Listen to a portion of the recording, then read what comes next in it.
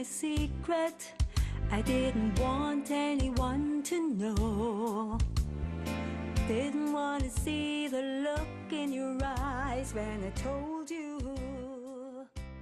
Stigma and discrimination are really a set of negative attitudes driven by fear, by intolerance, by ignorance, as well as chauvinism. Thought that you would judge me, so afraid you'd be unkind.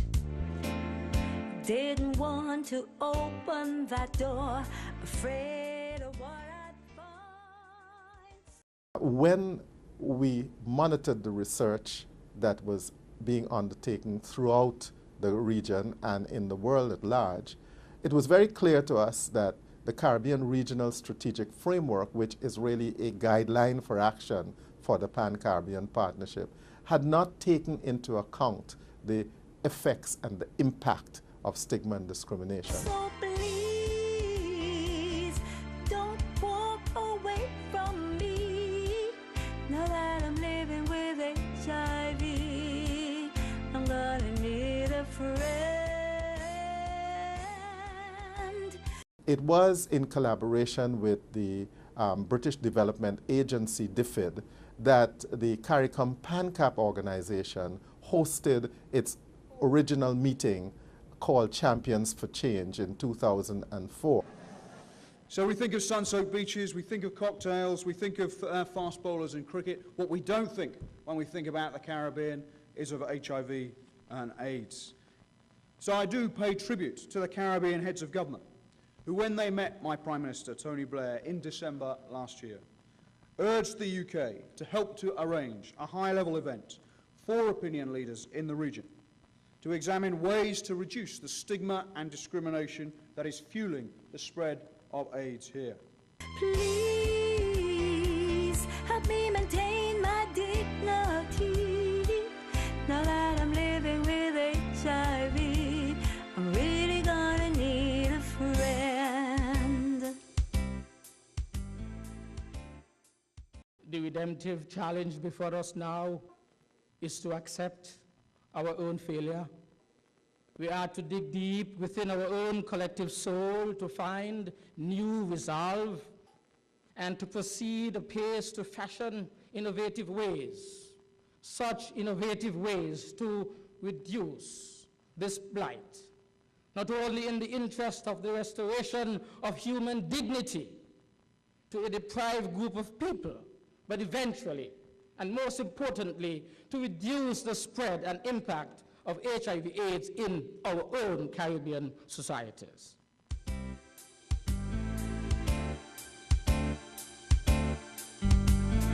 Now that you know my secret, please wipe the fear from your eyes. It doesn't change a thing for you when you realize. The battle of stigma and discrimination cannot be fought by hiding. Yet this is exactly what people living with HIV and AIDS continue to do. Not because many of them do not want to share their anxieties, fear, and pain, or seek support, whether emotional, financial, or otherwise, and still access all the gains in the context of care, treatment, and support, and in particular, access to life-saving drugs. But are people living with HIV and AIDS in this region doing that? No, they're not. Because you, me, all of us continue to stigmatize and discriminate, whether intentionally or innocently. What the first conference did was to set in motion a regional mechanism, so to speak, to confront the whole issue of stigma and discrimination through key advocates called Champions for Change. But you can make a difference. You can if you really try. shape my world, make it better over time. And that's what makes AIDS so difficult, because it brings to the fore issues that are related to sexuality, to the power relations between men and women, and highlights the needs of groups that are often pushed to the edge of society, such as commercial sex workers, such as men who have sex with men, and to the increasing number of men and women living with HIV and AIDS. Please don't walk away from me. Now that I'm living with HIV, I'm gonna need a friend. What we have today are some important guidelines for the reduction of stigma and discrimination formulated out of that first conference. In addition, really, what we are trying to do is to target specific entities that would help to be champions in this struggle to reduce stigma and discrimination, like the faith-based organizations. As we set out on yet another phase of the journey as leaders and representatives of faith-based organizations, in our quest for appropriate responses in the situation, I wish to hold out these words of Aramaiah Sen once more. HIV/AIDS is no respecter of persons, social standing, race, gender, or creed. In recognition of this, we are brought once more face to face with the indivisibility of the human predicament. Please help me maintain my dignity. Now that I'm living with HIV, I'm really gonna need a friend. Please don't walk away from me. Now that I'm living with HIV, I'm gonna need a friend. Please help me maintain my dignity. Now that I'm living with HIV, I'm really gonna need a friend.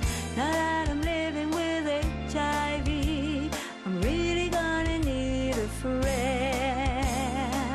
Now that I'm living with HIV, I'm really going to need a friend.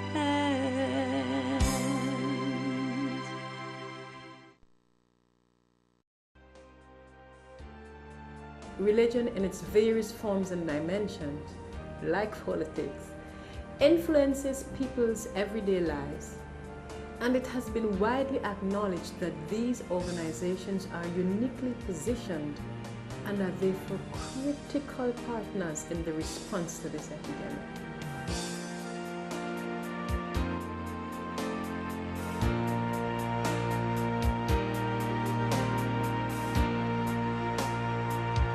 We see the pain, we share the blame, and we long to hear our children laugh again. Words have been spoken, hearts broken, we seek a change. Champions for Change 2 was a conference of regional faith-based organizations, which main purpose was to define a role for them to make that significant contribution which would contribute to reduce stigma and the discrimination associated with HIV/AIDS. When I was diagnosed HIV positive about 4 years ago, though I had worked before on issues of HIV and AIDS and lost 2 of my brothers, well-educated and articulate brothers, I felt I could just keep it to myself. First, being a religious leader, what will others think of me and look at me? Especially, how will my bishop react? And how will my colleagues react? Secondly, still young as I was, looking for a wife, I felt, who will accept me as a husband? Love is the message that we bring to you. Hope is a chariot to carry us through the silent broken. More than a token, we stand with you. People living with HIV, PHAs, these are crucial people to put a human face on infection, on AIDS, so that people don't continue guessing that maybe AIDS is for foreigners, maybe AIDS is for prostitutes. No. When I stand in my church, I just stand up and people say, oh, if our religious leader is positive, then we better take precautions, extra care, because it means that I may not be safe myself. I don't have to labor educating, no. Just standing up and saying I'm positive. My wife Pamela standing up and saying she's positive. And the 3 daughters coming up and people seeing that, yes, there is a way you can champion change. You don't take long. So if you forget everything this team has said today, remember only 3 words. HIV is preventable. For we are called to be champions for change. Called, bringing hope to lives again. Joining hands, united in one fight. We will be champions for change in the fight. To me, the disease is a symptom, not the problem. The problem is the behavior. And faith-based organizations have a vested interest in behavior change. And so we can step up to the plate and bring our experience to assist. Condemnation, healing for our nation. 'Tis the cry of the faithful pouring of their hearts, and in each moment, life's fleeting moment, we'll do our part. Love is the message that we bring to you. Hope is a chariot to carry